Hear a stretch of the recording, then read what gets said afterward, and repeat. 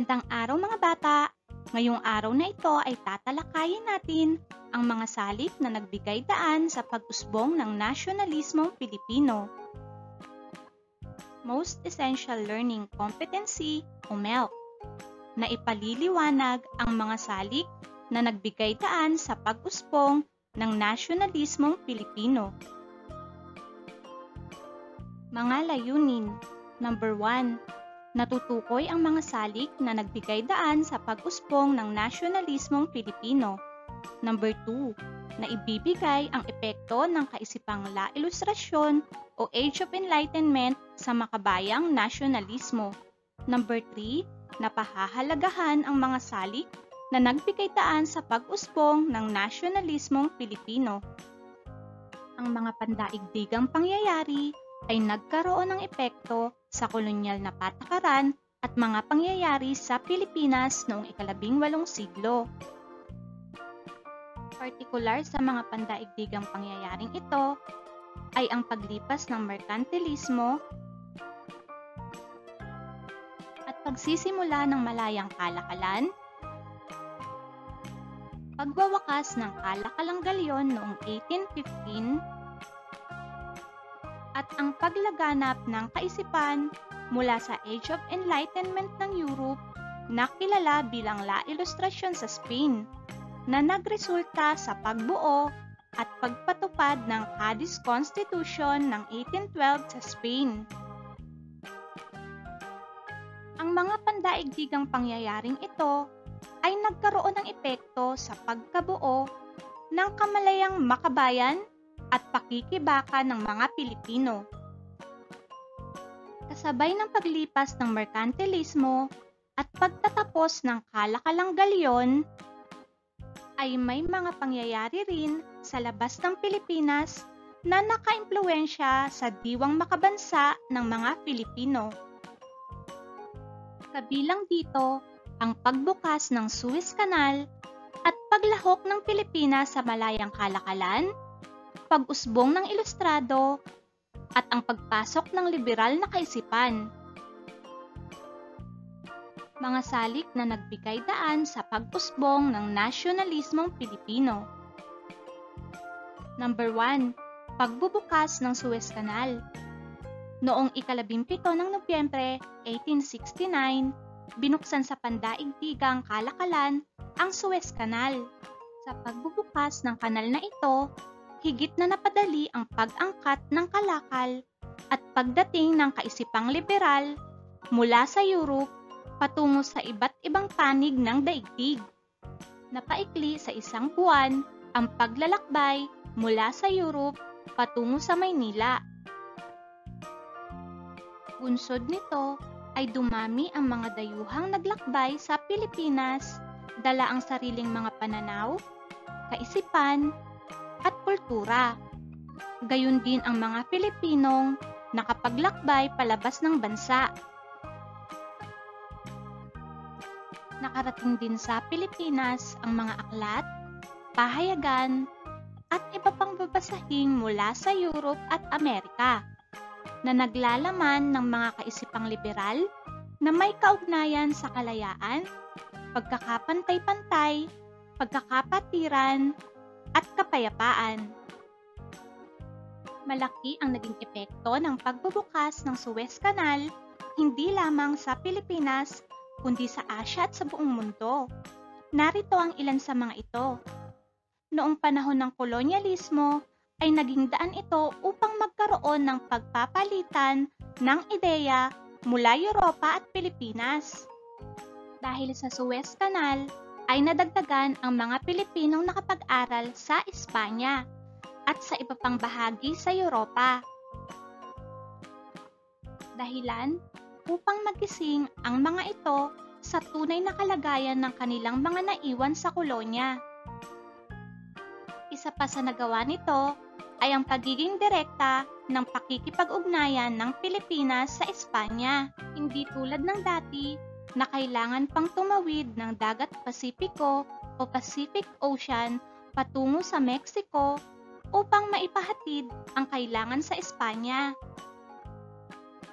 Ganito rin ang naging epekto ng pagbubukas ng Suez Canal sa ibang bahagi ng Asya na mga dating kolonya ng ibang bansa sa Europa. Sa kasalukuyan, ang Suez Canal ay nagiging daan para sa mabilis na pagdadala ng mga kalakal patungo sa Europa at dito sa Pilipinas at sa iba pang bahagi ng Asya. Nabigyan din ng pagkakataon ang maraming mandaragat na Pilipino at iba pang Asyano na magkaroon ng hanap buhay sa mga barkong dumadaan sa Suez Canal. Number 2, ang La Ilustrasyon o Age of Enlightenment. Ang La Ilustrasyon o Age of Enlightenment ay maituturing na mahalagang panahon ng paghahanap ng katotohanan at pag-angat ng antas ng pag-iisip at pamumuhay sa pamamagitan ng pagpapaunlad ng pamahalaan, infrastruktura, at mga institusyon ng lipunan. Malaki ang naging epekto ng La Ilustrasyon o Enlightenment sa naging kolonyal na patakaran ng mga Espanyol sa Pilipinas. Hinubog ng La Ilustrasyon ang Europe sa mga modernong kaisipan sa mga aspekto ng pamahalaan, demokrasya, edukasyon, ekonomiya, sining, at panitikan. Marahil, ang pinakamahalagang impluwensya ng Enlightenment ay masasalamin sa mga revolusyong politikal na sumiklab, tulad ng French Revolution ng 1789 at ang American Revolution ng 1775 hanggang 1783. Itinaguyod ng French Revolution ang konsepto ng kalayaan, pagkakapantay-pantay, at kapatiran, o liberty, equality, at fraternity, at pinabagsak ang monarkiyang nagsamantala sa mga mamamayan.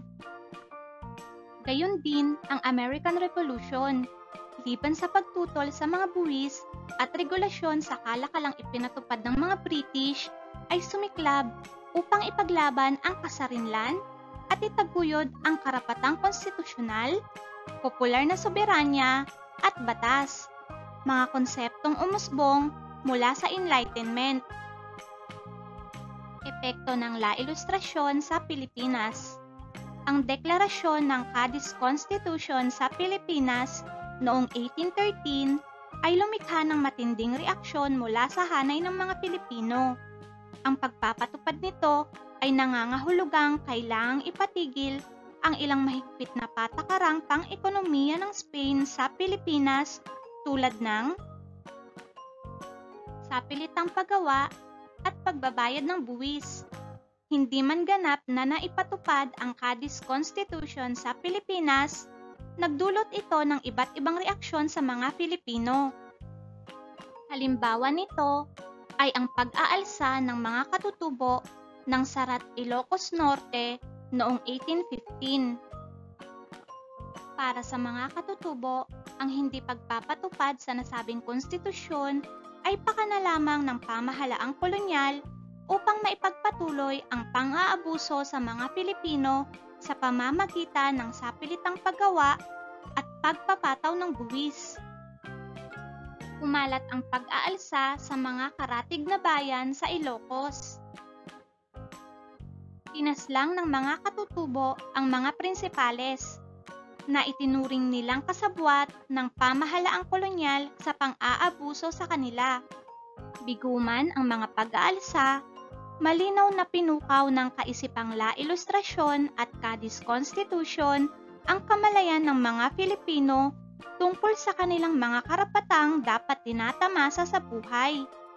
Nakatulong din ito upang mapagtanto ng mga Filipino na may pagkakataon sana silang mamuhay ng maginhawa kung magwawakas ang pang-aabuso sa pamamagitan ng pagbibigay sa kanila ng mga karapatan. Number 3. Pag-usbong ng panggitnang uri. Bunga sa paglago ng agrikultura at pagbubukas ng Pilipinas sa kalakalang pandaigdig ay may ilang mangangalakal, magsasaka, at profesional na umunlad ang pamumuhay. Sila ang bumuo sa panggitnang uri sa lipunan sa Pilipinas, karaniwang kinabibilangan ng mga Chinese at Spanish mestizo. Dahil sa nakamit nila ang kasaganaan, ay nagkaroon ang mga nasa panggitnang uri ng kakayahang pag-aralin ang kanilang mga anak sa Maynila o sa Europe, partikular sa Spain. Doon nakamit ng mga naliwanagang kabataan o mga ilustrados ang liberal na edukasyong nagmulat sa kanila sa tunay na kalagayan noon ng Pilipinas. Number 4. Kaisipang liberal. Noong 19 ng Setyembre 1868, sumiklab ang isang himagsikan sa Spain. Nag-ugat ang himagsikang ito sa pagpapalit ng pamamahala ng Spain mula sa kamay ng mga konserbatibo tungo sa mga liberal. Sa panahong ito, ipinadala bilang bagong gobernador general sa Pilipinas si Carlos Maria de la Torre. Madaling nakuha ni De la Torre ang pagtitiwala ng mga Pilipino. Nakilala siya sa kanyang liberal na pamamahala sa Pilipinas. Nakinig siya sa mga suliranin ng mga mamamayan at nakihalupilo sa mga tao, Espanyol man o Filipino. Ipinagbawal rin niya ang paghahagupit bilang parusa. Winakasan ang pag-eespiya sa mga pahayagan at hinikayat ang malayang pamamahayag. Naniwala siya na pantay-pantay ang lahat ng tao. Sa ilalim ng kanyang panunungkulan ay naranasan ng mga Pilipino ang kalayaan sa pagpapahayag ng kanilang sarili. Subalit hindi nagtagal ang liberal na pamamahala ni De la Torre. Natapos ito nang palitan siya bilang gobernador general ni Rafael D. Izquierdo matapos ang 2 taong panunungkulan. Si Izquierdo ang kinilala bilang isa sa pinakamalupit na namuno sa Pilipinas. Sa panahong ito, lalong sumidhi ang pagnanais ng mga Pilipino para sa pagbabago at kasarinlan.